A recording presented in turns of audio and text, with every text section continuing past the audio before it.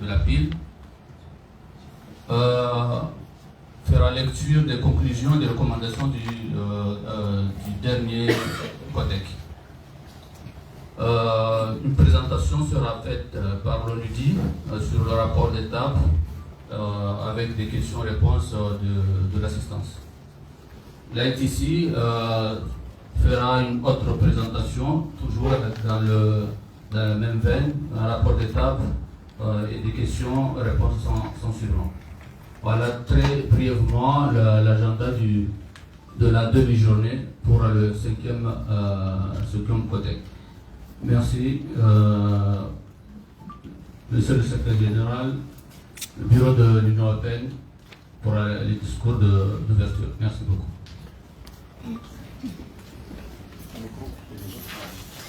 Bonjour à tout le monde. Donc je suis Arnaud Borchardt, je suis chef de coopération à la délégation de l'Union Européenne basée à Madagascar, mais couvrant aussi l'Union des Comores. Tout d'abord, je voudrais vous dire, je suis très heureux d'être là pour une semaine. Je suis là pour une semaine et je tenais à participer à ce comité technique parce que, je dirais, les relations coopération, secteur privé, développement du secteur privé, développement des exportations et des systèmes permettant d'arriver à améliorer le commerce de manière générale sont au cœur de ce qu'on fait. Et donc, le programme APIL est clairement central dans l'action de l'Union européenne. Il faut savoir qu'on est passé d'un système où, je dirais, on avait de l'aide au développement. L'aide au développement, c'était simplement amener de la subvention pour essayer de contribuer en partenariat avec les pays dans lesquels on était à je dirais, atteindre les ODD de manière aussi rapide que possible. On avait l'échéance 2030. On a vu que l'échéance 2030 va être très compliquée. On a des chiffres qui sont donnés par un rapport de la CUSED où on annonce, je dirais, entre 5 000 et 7 000 millions de dollars par an pour pouvoir atteindre les objectifs du développement durable. C'est pas avec du don qu'on va pouvoir y arriver. C'est uniquement sur la base d'une combinaison entre ce que l'on peut faire avec des dons et ce que l'on peut faire en attirant les investissements et le secteur privé. En attirant le secteur privé pour son effet multiplicateur au niveau du développement. Il y a un autre intérêt de travailler avec le secteur privé, c'est celui d'assurer la pérennisation. La pérennisation des investissements que l'on peut faire au travers de nos dons, dans la mesure où le secteur privé a horreur de perdre de l'argent, on le sait tous. Et donc, à partir du moment où le secteur privé investit, il va essayer d'assurer la pérennisation de son activité. Et donc, tout ce qu'on va pouvoir faire au travers du secteur privé, et notamment au travers du programme APIL, devrait jeter les bases pour, je dirais, améliorer les investissements du secteur privé en travaillant autour des différentes composantes qui permettent d'améliorer. Les premières étant évidemment le climat des affaires. Le deuxième étant, et donc le climat des affaires touche tous les aspects qui sont liés à la législation, mais aussi, je dirais, aux interactions entre le secteur public et le secteur privé pour essayer d'améliorer ce cadre de fonctionnement entre le secteur privé et le secteur public, et donc d'échanger de manière approfondie entre les représentants du secteur privé et le gouvernement, donc le dialogue public-privé, pour essayer de faire en sorte que les choses s'améliorent. Donc je crois qu'aujourd'hui, il y a une partie des débats qui vont tourner effectivement autour du dialogue public-privé. Ça tourne aussi, je dirais, autour d'autres aspects qui sont liés au développement des accords commerciaux, que ce soit les APE pour ce qui concerne l'Union européenne et les Comores, mais c'est aussi l'OMC. Récemment, les Comores ont adhéré à l'OMC. C'est aussi la SDCAF, donc la zone de libre-échange au niveau du continent africain, où pareil, les Comores ont adhéré. Et il y a un certain nombre de conditions pour pouvoir arriver à être à niveau pour pouvoir supporter la concurrence avec les voisins et pouvoir échanger avec les voisins. Donc ça aussi, ce sont des aspects qui sont clés. Et puis, il y a évidemment, si on veut vouloir exporter, il y a un débat qui doit avoir lieu aussi aujourd'hui. Je suis très intéressé de pouvoir entendre un petit peu ce qui va se passer. C'est Authentic Comores. Où on va avec Authentic Comores? Quelles sont les étapes encore à accomplir pour, je dirais, le mettre en œuvre et pouvoir l'utiliser et pouvoir faire bénéficier au secteur privé de ce label. Voilà, je ne vais pas être beaucoup plus long. Je vais être là surtout pour écouter. Si j'ai des questions, je me poserai des questions. Mais je suis surtout là pour écouter les échanges et voir un petit peu où on en est avec la mise en œuvre des aspects techniques du programme APIL. Encore une fois, on n'est pas en comité de pilotage, on est ici en comité technique pour essayer de débroussailler le terrain et de préparer éventuellement des orientations plus stratégiques qui pourront être prises au niveau du comité de pilotage. Voilà, je m'arrête là et je vous remercie.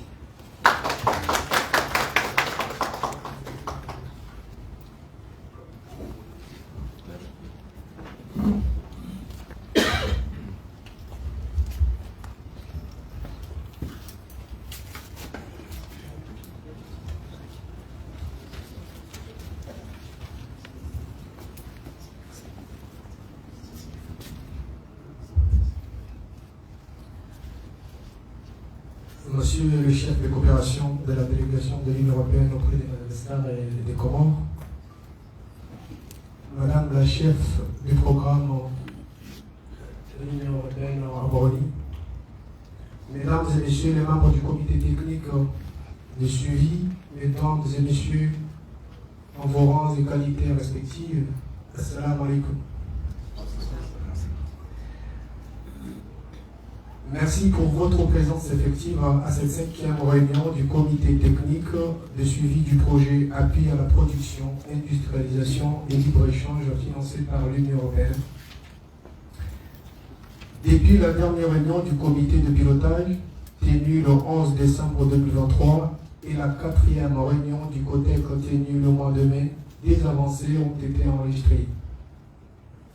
Ce COTEC sera l'occasion d'une part de donner suite aux demandes formulées par les deux agences et d'autre part de permettre à ces dernières de faire le point sur l'avancement et les perspectives de réalisation du programme APIL ainsi que la situation des entreprises accompagnées dans la période. Les travaux de cette journée consistent d'ailleurs de faire un point sur la réalisation des tâches du programme en rentrant dans les délais techniques et en suivant le planning. Il s'agira de consolider ces progrès, d'apprécier la qualité des produits et les difficultés relatives à l'exécution du programme et l'orientation sur la prochaine réunion du COPIL. Chers collègues du comité technique de suivi, Mesdames et Messieurs, le dialogue au public privé, la diversification économique via la transformation industrielle auquel nous aspirons tous est un travail continu qui requiert les efforts de toutes les parties prenantes. La production et commercialisation des produits transformés ne sont pas possibles sans un climat d'affaires favorable au secteur privé. Donc, parallèlement, nous devons également créer les conditions des partenariats publics-privés favorables au commerce et à l'investissement. Aussi, les entreprises éligibles doivent disposer des moyens matériels pour la production des biens de qualité. Je reste persuadé que ce projet financé par l'Union européenne répond aux défis auxquels notre pays fait face et à la profonde aspiration de notre peuple à la diversification économique et à la création d'emplois décents.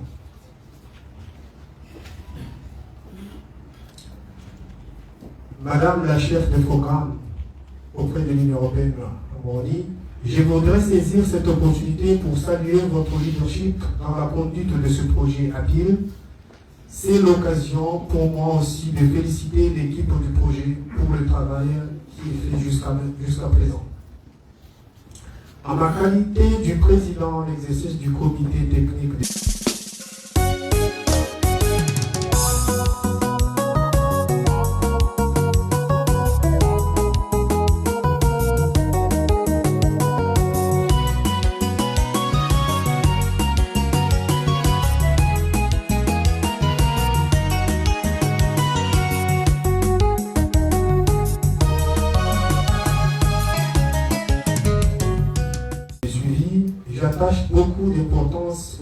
résultats auxquels vous allez obtenir au terme de vos travaux. Comme vous le savez, cette réunion du CODEC sera suivie dans quelques jours de la réunion du comité de pilotage. Je rappelle que notre mission est cruciale au sein de ce comité, car il s'agit de veiller à ce que les conditions de mise en œuvre du projet permettent l'atteinte des objectifs de façon efficace et efficiente et que le projet réponde aux besoins des bénéficiaires de manière cohérente, en conformité avec les objectifs du programme. Comptant sur notre expérience et la connaissance du dossier expertise, je suis persuadé que nous parviendrons aux résultats attendus.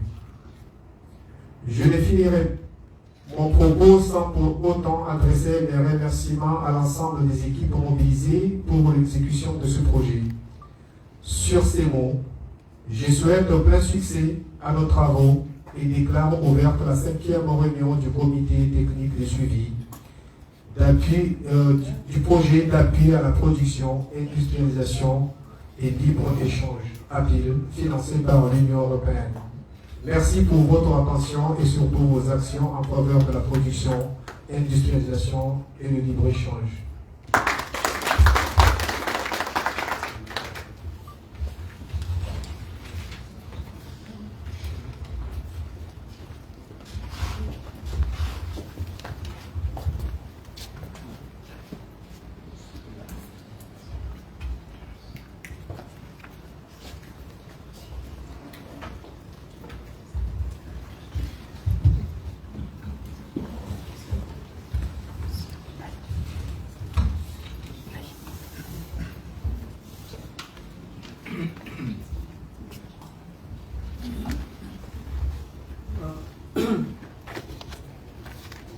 Excellence, Monsieur le chef de coopération de l'Union européenne basée à Madagascar, Madame la représentante du bureau de l'Union européenne à Madagascar et à Moroni, Monsieur le secrétaire général du ministère de l'économie, Excellence, Monsieur le directeur de cabinet du ministre, je tiens à vous présenter les conclusions du dernier COPIL qui a eu lieu à Moroni au mois de mai dernier.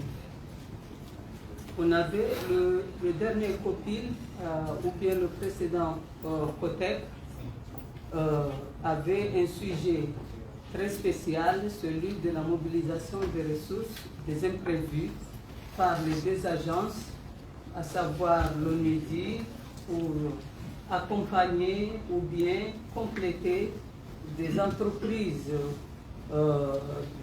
supplémentaires qui devraient bénéficier des équipements à la demande du gouvernement. Et puis, il y avait une mobilisation sollicitée ou deux par l'ITC pour accompagner, pour compléter les actions qu'ils étaient en train de mener en rapport avec le dialogue public-privé. Mais il y a aussi un besoin exprimé par l'ITC pour pouvoir accompagner